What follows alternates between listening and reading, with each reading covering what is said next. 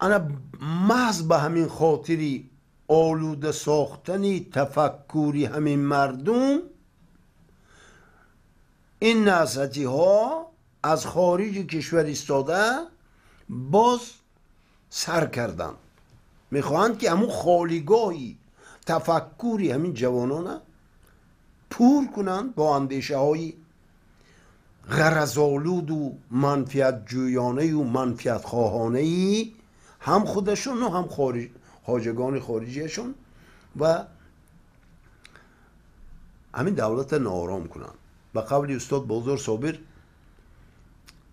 قصه مرغی سمندر پیش من افسانه نیست، سرگذشتی مردمی پیچیده فریاد من است. مرده مرده زندگی کرد و نمرد، سوخته ناسوختن اعجاز اولاد من است.